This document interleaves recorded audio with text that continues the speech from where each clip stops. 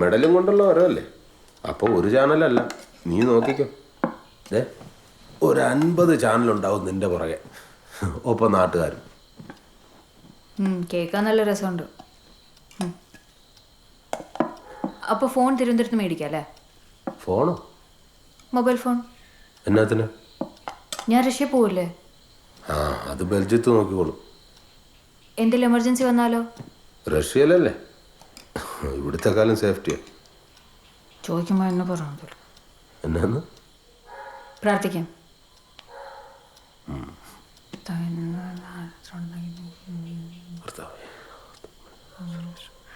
അമ്മേ,